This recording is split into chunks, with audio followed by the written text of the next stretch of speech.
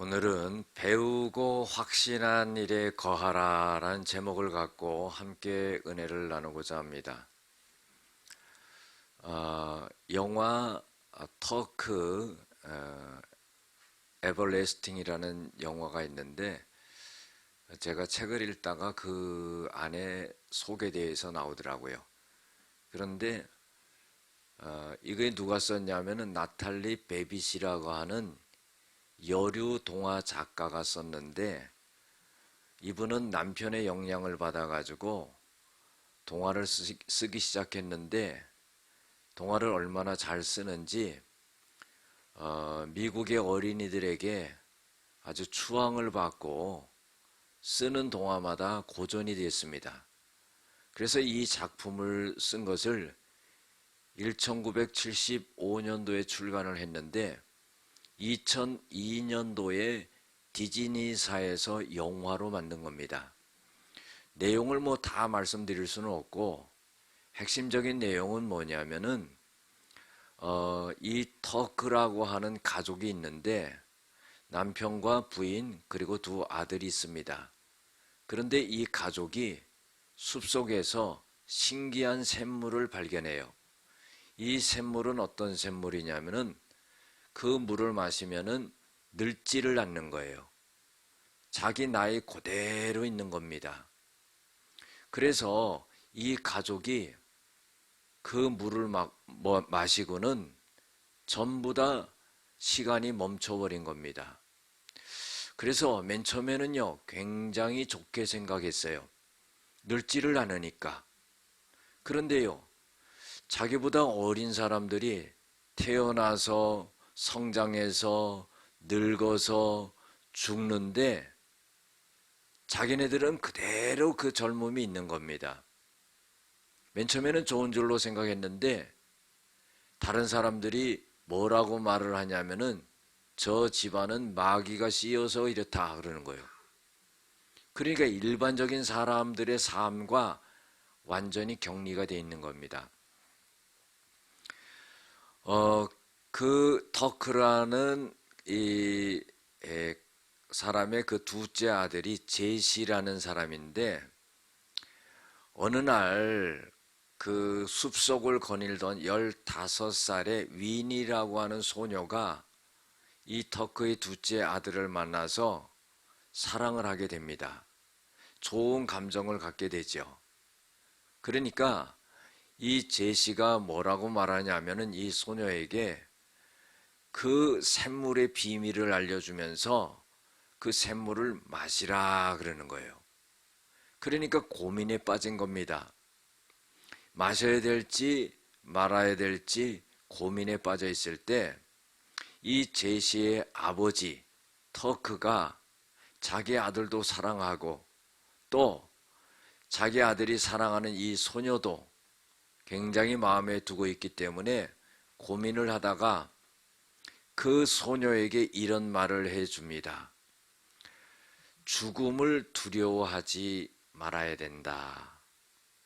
삶이 아닌 삶을 두려워해야 된다.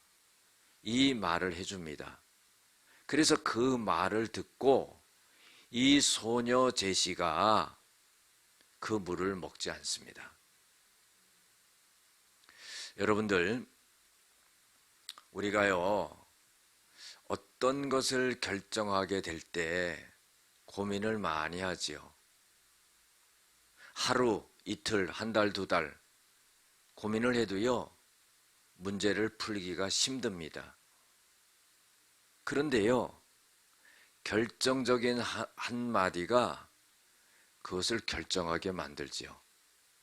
그렇게 본다면은요, 우리 신앙생활하는 우리들이 어떤 문제와 고민과 이런 어려움이 있을 때 무엇으로 결정을 하느냐 하는 겁니다. 기준이 있지요. 반드시 하나님의 말씀인 겁니다. 하나님의 말씀이요, 우리를 인도하시는 거죠. 시편 119편 105절에도 하나님의 말씀은 내 발의 등이요 내 길의 빛이니이다 그랬어요. 하나님의 말씀은 우리에게 영적인 거울이 되는 겁니다. 그래서 성경을 보면서 나를 잘 볼 수 있는 그런 역할을 해주는, 그 기능을 해주는 것이 바로 하나님의 말씀이라는 거죠. 우리가 창세기 3장 9절에도 보면은 아담과 하와가 선악과를 따먹고 무화과 잎으로 몸을 가리고 숨었습니다. 그때 하나님의 음성이 들려오지요. 아담아, 아담아, 어디 있느냐?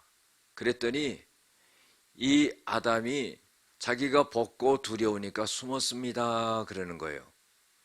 여러분들, 하나님은 아담이 숨어 있는 곳을 몰랐기 때문에 아담아 어디 있느냐고 찾은 것이 아니지요. 네가 죄짓고 왜 그렇게 있느냐? 이런 말씀을 하신 겁니다. 하나님의 그 음성에 대해서 우리들은요, 또 다른 내 자신을 발견한다고 볼 수가 있습니다. 우리가 새해가 되었지요. 새해가 되었을 때 우리들에게 주시는 말씀이 고린도후서 5장 17절 말씀이 있죠. 그런즉 그리스도 예수 안에 있으면은 새로운 피조물이라 이전 것은 지나갔으니 보라 새 것이 되었도다. 우리가 이 말씀 속에서요, 우리가 잊고 살았던 내 존재를 다시 발견할 수 있게 된다는 겁니다. 이것이 다 하나님의 말씀을 통해서 이루어지게 되는 거죠. 이성복이라고 하는 시인이 이런 시를 썼습니다. 그날이라고 하는 시인데요, 모두가 병들었는데 아무도 아프지 않았다. 여러분들, 신앙인은요, 아파하는 사람 보고 내 마음이 아파야 돼요. 즐거워하는 사람을 보고요, 기뻐해야 돼요. 그것이 어디서 나오는 겁니까? 하나님의 말씀 속에서 나오는 거예요. 오늘 사도 바울이요, 영적으로 낳은 디모데에게 권면해주고 있는 말씀입니다. 그것은 뭐냐면은 디모데가 목회를 하기 때문에요, 그 목회적인 어려움을 보면서 사도 바울이 잘 지도를 해주고 있는 거죠. 말세에는 많은 어려움이 있다는 겁니다. 사람들이 많은 죄를 짓고 하나님의 뜻을 거스리고 악을 행하고 자기 욕심대로 살아가고 그렇게 살아간다는 겁니다. 하나님의 말씀을 대적하고 선지자들을 대적하고 그렇게 살아간다는 거죠. 또 많은 박해를 받게 된다는 겁니다. 그러면서 사도 바울은 고린도후서 11장 23절부터 30절까지 보면은 자신이 당한 고난을 갖다가 그대로 적고 있어요. 자기가 옥에도 갇혔고 매도 많이 맞았고 여러 번 죽을 뻔했고 40의 감한 매를 갖다가 5번 맞았고 3번 태장에 맞았고 1번 돌에 맞았고 3번 파선하였고 7일 동안 어두운 바다에서 지냈고 강도의 동족의 위험을 당했고 이방인의 위험을 당했고 광야의 위험을 당했고 바다의 위험을 당했고 거짓 형제 중에 위험을 당했고 잠 못 자고 춥고 배고프고 헐벗고 자기가 그 많은 고난을 당했다는 거예요. 디모데에게 얘기해 주는 거죠. 그러면서 하는 말이 뭐냐면은 이 세대가 죄악으로 가득했다. 그리고 네가 목회하는데 어려움이 많을 것이다. 그리고 많은 박해와 핍박을 받을 것이다. 그러면서 나도 이런 큰 어려움과 박해를 당했다. 그렇지만 바울은요, 그러나 내가 교회를 위하여 염려하노라 그랬어요. 여러분들 귀한 마음이죠. 자, 대부분의 사람 같으면 어떤 말을 하겠습니까? 나 이렇게 고난과 박해를 많이 당했다. 나 좀 알아달라. 뭐 그런 말 아니겠어요? 그런데 바울은 내가 이 많은 고난과 박해를 당했을지라도 나는 교회를 위해서 염려를 한다 그랬어요. 다른 사람과 다르게 그런 마음을 먹을 수 있었던 것은 왜 그랬을까요? 하나님의 말씀이 이 사도 바울을 이끌어 갔기 때문입니다. 오늘 성경 말씀에 보면은요, 사도 바울이 디모데에게 성경이 주는 유익에 대해서 말해주고 있어요. 15절부터 보면은요, 성경은 구원에 이르는 지혜를 주신다 그랬어요. 귀한 말씀입니다. 우리 죄인이요, 죄 용서함 받고요, 구원받아가지고 천국에 갈 수 있게 만드는 그 지혜로운 말씀이 오직 성경에만 나와 있다는 거예요. 다른 이로서는 구원을 얻을 수 없나니 천하 인간에게 구원을 얻을 만한 다른 이름을 우리들에게 주신 일이 없느니라. 사도행전 4장 12절에 있어요. 에베소 2장 8절 9절에 믿음으로 말미암아 구원을 얻는다. 이것이 너희에게서 난 것이 아니야 하나님의 선물이라 그랬어요. 행위에서 난 것이니 아니니 이는 누구든지 자랑치 못하게 하려 함이라. 구원이라는 것은 성경을 통해서 그 지혜를 얻을 수 있다는 거예요. 사도 바울이 두 번째로 성경은 하나님의 감동으로 된 것이다 그랬어요. 성경이 어떻게 쓰여졌을까? 많이 궁금하죠. 이 시간에 다 말씀드릴 수는 없지만은요, 성경은 이 세상에 있는 책 중에서 가장 오래 쓰여진 책입니다. 1600년에 걸쳐서 쓰여진 책이에요. 그런데요, 성경은 짝이 있다고 그랬어요. 그 짝이라는 것은 뭐냐면 구약에 예언된 것이 신약에 이루어지는 거예요. 단 한 가지 예로요, 구약에 예수 그리스도가 탄생하신다는 것을 신약에 말씀하고 있죠. 이사야서 7장 14절의 말씀과 마태복음 1장 23절의 말씀이 꼭 같습니다. 보라, 처녀가 잉태하여 아들을 낳으리니 그 이름을 임마누엘이라 하리라. 그렇기 때문에 성경은 하나님의 감동으로 쓰여졌기 때문에 짝이 있고 맞아 들어간다는 거예요. 1600년에 걸쳐서 쓰여졌지만은 그것이 꼭 같다는 겁니다. 그리고 40여 명에 의해서 쓰여진 거예요. 그러니까 이런 책이 세상에 어디 있습니까? 공동저자가 뭐 2명, 3명 되는 경우는 있지만은요, 40명의 저자가 되는 경우는 없습니다. 그 다음에요, 아무리 오래 걸려도 뭐 10년, 20년 걸리겠지만은 1600년에 걸쳐서 쓰여진 책이 어디 있어요? 그런데 여러분들, 놀라운 건 뭐냐면은요, 매년 세계에서 가장 많이 팔리는 책이 성경책이래요. 왜 그럴까요? 성경책이 진실하기 때문에 그래요. 진리기 때문에 그래요. 요한복음 8장 32절에도 뭐라고 그랬어요? 너희가 진리를 알지니 진리가 너희를 자유하게 하리라. 그런데 그러면은 의문이 가잖아요. 아니 40여 명에 의해서 쓰여졌으면은 그게 하나님의 말씀입니까? 그래서 성경은 뭐라고 그래요? 성경은 하나님의 감동으로 쓰여졌다 그랬어요. 성령의 영감으로 쓰여졌다 그랬어요. 그래서 성경을 쓸 때 그 40여 명의 쓰는 사람들의 생각과 지식과 경험과 배경과 민족과 이런 모든 것을 감안해 가지고 하나님이 성령을 통해서 그 사람의 모든 것을 이용해서 쓸 수 있도록 만들었다 그런 거예요. 그래서 사도 바울은 디모데에게 성경은 하나님의 감동으로 쓰여진 거다. 이 얼마나 유익된 거냐.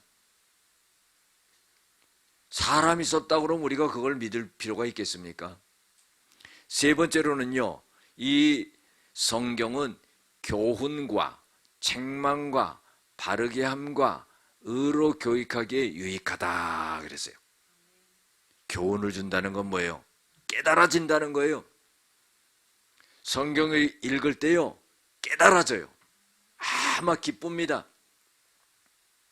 내가 맨날 성경을 읽었는데 이런 말씀이 오늘 나에게 보석과 같이 탁 들어오는 거예요.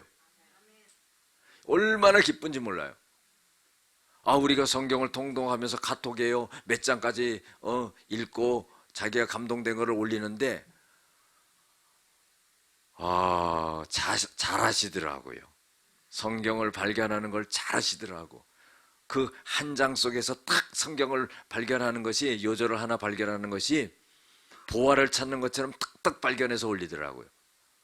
제가 막 깜짝깜짝 놀래요. 여러분들, 우리에게 깨달음을 주시는 거예요. 교훈을 준다는 건 우리 깨달음을 주시는 거예요. 또 책망을 주신다는 건 뭐예요? 여러분들 회개시키는 거예요. 사람은요, 자기 잘못된 걸 잘 몰라요. 그 누가 얘기해 주면 시험이나 들어요. 그런데요, 자기가 스스로 성경을 읽다가 탁 책망하는 말씀이 자기에게 들어오면은요, 회개가 돼요.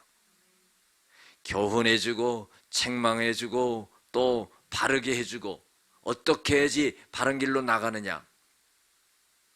요한복음 14장 6절에도요 예수님께서 이런 말씀하시죠. 내가 곧 길이요 진리요 생명이니 나로 말미암지 않고는 아버지께로 올 자가 없느니라. 예수님은 길이라는 게 길. 하나님의 말씀은 우리들에게 길을 내주는 거예요. 길이 없는데 길을 내주는 거예요. 살 길을 열어주는 겁니다. 그리고 의로 교육하기에 유익하니, 악한 게 아니라 의로운 거지요. 마귀는 악을 주러 온 겁니다. 예수님은 의를 주러 온 거지요. 하나님을 공의의 하나님이라고 그래요. 그래서 성경은요, 교훈과 책망과 바르게 함과 의로 교육하게 유익하게 만든다 그랬어요. 사도 바울이 디모데에게 또 네 번째로요, 하나님의 사람을 온전하게 만든다 그랬어요. 우리가 온전하게 될 수 있는 것은 하나님의 말씀을 통해서 온전하게 된다는 거예요. 로마서 12장 2절에 보면은요, 너희는 이 세대를 본받지 말고 오직 마음을 새롭게 함으로 변화를 받아 하나님의 선하시고 기뻐하시고 온전하신 뜻이 무엇인지를 분별하도록 하라. 그게 말씀을 통해서 되어지는 거예요. 다섯 번째로는 성경이 주는 유익은 뭐냐면 모든 선한 일을 행할 능력을 갖추게 합니다. 그러니까 우리가 선한 일을 한다는 것은요, 그냥 하는 게 아니에요. 선한 일을 할 수 있는 능력이 있어야 된다는 거예요. 쉽게 말해서요, 가난한 사람을 도와주려고 해도요, 돈이 있어야 되지요. 그런데 그거 이전에 뭐가 있어야 돼요? 마음이 있어야지. 돈 있는 사람이 다 가난한 사람 도와주고 어려운 사람 도와줍니까? 여러분들, 부자들은 무슨 생각을 하는지 아세요? 가난한 사람은요, 900만 원이 있으면은요, 그걸 갖다가 나는 한 300만 원 갖고 500만 원 나눠줘야 되겠다. 그런데 부자들은 어떻게 하냐면 900만 원 있으면요, 100만 원만 더 모으면 1000만 원 되는데. 아주 그런 생각이 달라. 그러니까 선한 일을 한다는 것은 뭐냐면은 마음이 있어야 되는 거예요. 근데 그 마음이 어디서 생기느냐? 하나님의 말씀을 통해서 그 선한 마음이 생기는 거예요. 내가 선한 마음을 만들어내는 게 아니라는 겁니다. 하나님의 말씀을 통해서 선한 마음을 만들어내는. 그래서 사도 바울은 디모데에게, 디모데야, 성경에는 이런 굉장한 유익이 있다. 내가 디모데후서 1장 4절 5절을 보면은 너는, 너의 신앙은 네가 어렸을 때부터 성경을 알았는데 네 신앙은 네 외조모 로이스와 너 어머니 유니게로부터 시작된 것이다. 자, 보세요. 여러분들, 이 사도 바울이 디모데에게 너는 어려서부터 성경을 알았다 하는 거예요. 그리고 너는 좋은 조건이었다. 왜? 너희 외할머니와 너희 어머니가 신앙을 갖고 살았고 항상 너에게 말씀의 본이 되고 말씀을 가르쳐주며 살았다. 네가 말씀을 들으면서 배우면서 그렇게 컸다. 그건 넌 굉장히 유익된 거다. 그러면서 하는 말이 뭐냐면은 너 어렸을 때부터 배웠지만은 내가 다시금 네가 알고 있는 말씀을 다시 깨닫게 해주겠다는 거예요. 여러분들 더 깊게 배우는 거죠. 그래서 사도 바울은 디모데에게 첫 번째 뭘 하라고 그러냐면 너는 하나님의 말씀을 배워라 이 말이에요.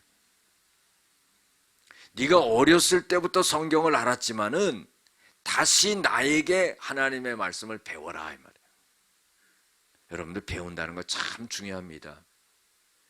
옛날에는요 대학교만 나왔으면은요 다 배운 걸로 알았어요. 근데 그거 아니에요. 학교만 졸업한 걸로 끝나는 사람은요 퇴보되는 거예요. 지금은 어떡하냐? 평생교육이라고 그러잖아요. 계속 배워야 돼요. 오늘날 지식이 생성되고 소멸되는 속도가 얼마나 빠릅니까?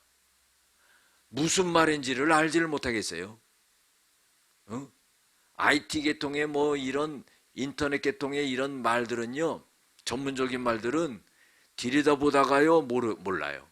얼마나 빨리 그 말이 생성되고 소멸되는지 몰라요. 이 세상에서요 가장 교만한 사람은 어떤 사람이냐면 난 배울 게 없다 하는 사람이에요. 나 서울대학교 나왔다 하버드 대학 나왔다 이거예요. 배울 게 없다는 거예요. 그 사람은 가장 퇴보하는 사람입니다. 그러나요 가방끈이 짧아도 늘 배우는 사람은요 그 사람 가장 지혜로운 사람이에요. 할렐루야. 그래서 이 바울은 디모데에게 디모데야 너 어렸을 때부터 성경을 알았지만 겸손한 모습으로서 다시금 하나님의 말씀을 잘 배워라 그러는 거예요. 사도행전 17장 11절에 보면은요 사도 바울이 베레아 사람들을 그 데살로니가 사람들보다 더 관대하고 신사적이다 하는 그런 말을 합니다. 왜냐하면은 베레아 사람들은 사도 바울이 말씀을 전할 때 그 말씀을 사람의 말로 받아들이지 않고 하나님의 말씀으로 받아들이고 또 그 말씀을 늘 그 말씀이 그러한가 하면서 상고했다 그랬어요. 깊게 묵상했고 생각했다 하는 거예요. 그래서 베레아 사람들이 더 신사적이다 이런 표현을 썼습니다. 우리가요 신앙생활 평생 하고 죽는 거지만은요 날마다 성경을 갖다가 배워야 돼요. 그래서 우리가 손가락이 5개가 있지만 말씀을 듣기도 하고 읽기도 하고 공부하기도 하고 묵상하기도 하고 암송하기도 하고 할렐루야. 거기다 하나 더 통독하기도 하고 우리 통독 잘해서 너무나 좋아요. 미국에요 유명한 대통령 있죠. 링컨 대통령입니다. 이 링컨 대통령은요 정규교육을 받지 못한 사람이에요. 그러나 이렇게 훌륭한 인물이 될 수 있었던 것은 그의 어머니 낸시로부터 온 겁니다.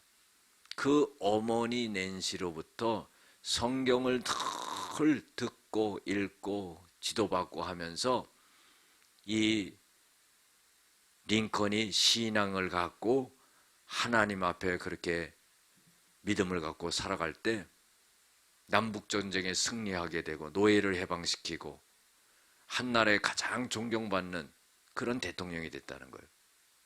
우리나라 대통령들하고는 다르죠. 우리나라 대통령은 대통령 하면 또 가는 데가 있어요. 이번에도 그럴 겁니다. 그런데요 링컨 대통령은 어때요? 얼마나 훌륭하게. 영국의 왕 조지 5세는 이런 말을 했습니다. 성경은 영국에 있어서 가장 귀한 보배이며 세상에서 가장 귀한 것이다. 왕이요 이런 말을 했다는 겁니다. 우리가 성경을 늘 사모하고 그 말씀을 늘 배울 수 있는 그런 사람이 되어야 돼요. 두 번째로 사도 바울은 디모데에게 어떤 말을 했냐면은 확신해라. 확신. 우리가 아는 것으로 안 되지요. 확신하는 사람이 되어야 되죠. 마태복음 14장에도 보면은요, 예수님이 물 위로 걸어오십니다. 그때 베드로가 예수님에게 말하죠. 예수님, 만약 예수님이시라면은 나한테 명령을 해서 나도 물 위를 걸어갈 수 있게 해 주십시오. 걸어와라. 그러니까 이 베드로가요, 배에서 뛰어내려가지고 걸어갑니다. 걸어가는데요, 바람이 휙 부는 거야. 무서워요. 그래가지고 주님만 바라보고 가다가 바람이 휙 부니까 무서워서 물에 빠져들어가는 거예요. 바람을 보니까 물에 빠져드는 거예요. 그러면서 막 소리 지르면서 나를 구원해달라고 살려달라고 그러니까 예수님이 딱 건져주세요. 그러면서 하시는 말씀이 무슨 말씀이냐면은, 믿음이 적은 자야 왜 의심하였느냐. 우리 신앙생활 할 때요, 중요한 게 뭐냐면 하나님의 말씀을 내가 그대로 믿는다면은 거기에 대한 확신이 있어야 돼요. 우리가 기도하는 것도 마찬가지죠. 야고보서 1장 2절 4절에도 보면은요, 기도하고 의심하는 사람은 마치 바람에 밀려 요동하는 바닷물결 같으니 이런 사람은 주께 아무것도 없기를 생각하지 말라. 두 가지 마음을 품어서 마음이 정함이 없는 자로다 그랬어요. 이건 뭐예요? 늘 흔들린다는 거예요. 세상 일도요, 일관성 있게 지조 있게 나가지 않고요, 자꾸 흔들리는 사람은 뭘 해도 실패를 합니다. 그런데요, 뭔가 일관성 있게 가는 사람은요, 좀 힘들고 어려운 과정이 있지만은 그것을 이겨내고 승리하고 성공하는 거예요. 우리도 마찬가지예요. 우리가 믿는 바가 뭡니까? 하나님의 말씀이지요. 그 하나님의 말씀을 굳건히 믿고 갈 때 승리할 수가 있는 거예요. 하나님의 은혜를 받을 수가 있는 거예요. 모든 어려움을 극복할 수가 있다는 겁니다. 마태복음 8장에도 마찬가지예요. 백부장 얘기가 나오죠. 백부장이 자기 하인 중풍병 걸렸다고 예수님에게 고쳐달라고 그럽니다. 예수님이요, 그래 가자, 니네 집에 가자 그러니까, 이 백부장이 무슨 말을 합니까? 주님이 우리 집에 들어오시는 것을 내가 감당치 못합니다. 나도 상관을 모시고 있고 내 밑에도 부하가 있는데 내 부하에게 이리 오라오면 오고 저리 가라 하면 가고 이것을 하라면 하고 하지 말라고 하지 않습니다. 주님이 여기서 말씀만 하시면 내 하인이 낫겠습니다 그런 거예요. 아니, 대부분의 사람들이 무슨 생각을 가진 거예요? 주님을 자기네 집으로 모셔다가 기도할 때 머리에 손을 얹고 큰 소리로 간절히 기도해 줘야지 낫는다고 생각했는데, 예수님도 또 가자 그랬어요. 그런데 이 백부장은 뭐예요? 여기서 말씀만 하면 내 하인이 낫겠습니다. 예수님을 놀라게 한 사람이 이 백부장이에요. 그러면서 이런 말씀하시죠. 이스라엘 중에서 이러한 믿음을 만나보지 못하였노라. 이 말씀은 무슨 말씀이에요?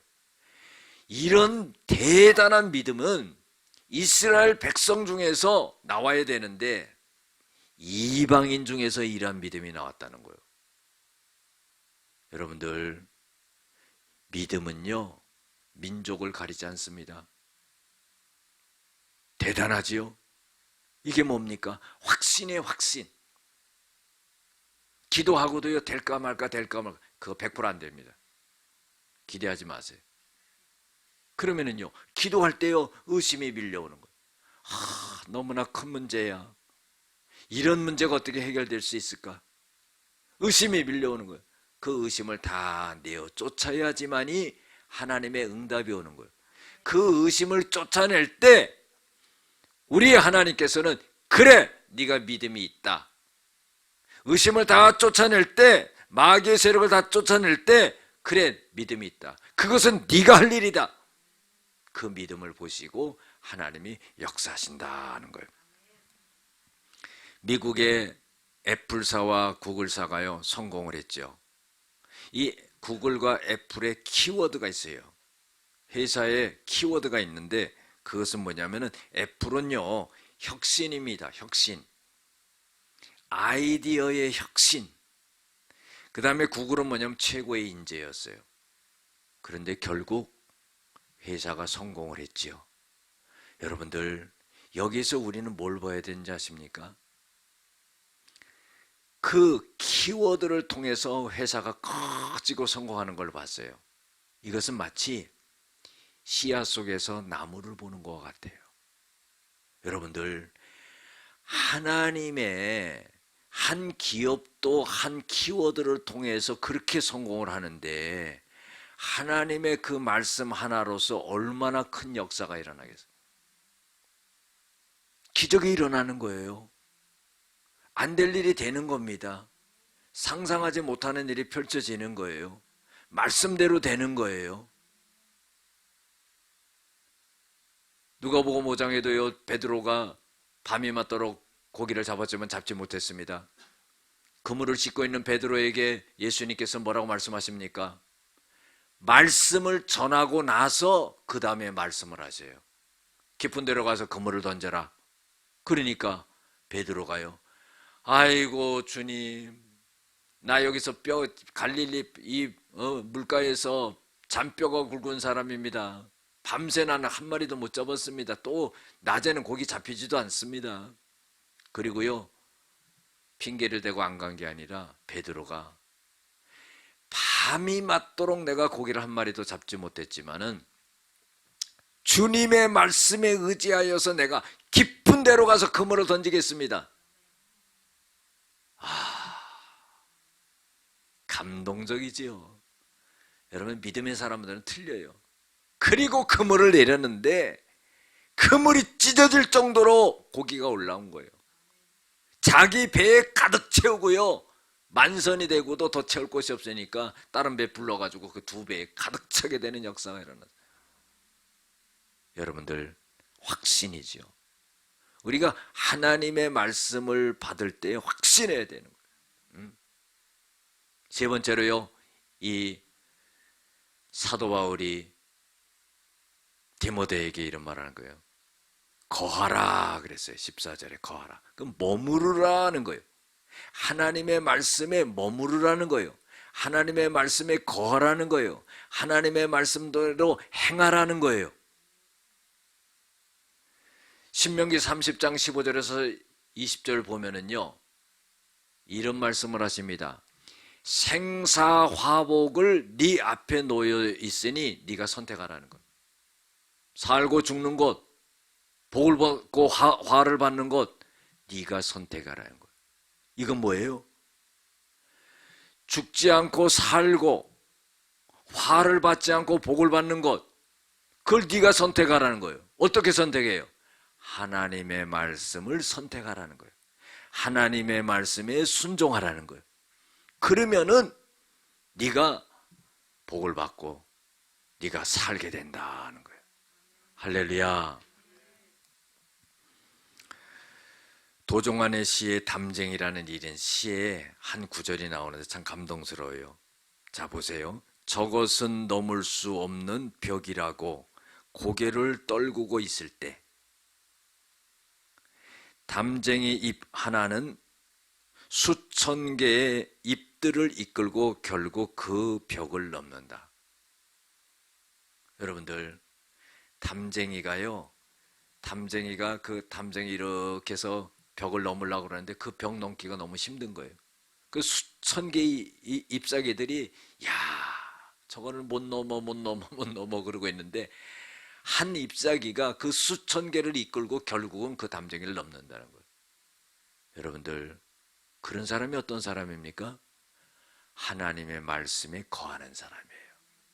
하나님의 말씀에 머무르는 사람이에요. 그 하나님의 말씀을 갖고 행하는 사람이에요. 새해는요, 하나님의 말씀으로 승리하시는 저와 여러분들 될 줄로 믿습니다. 기도하겠습니다. 은혜와 사랑이 많으신 아버지 하나님, 우리가 배우고 확실한 일에 거하는 그런 사람들이 다 되어지게 하여 주시옵소서. 예수님의 이름으로 기도드렸습니다. 아멘.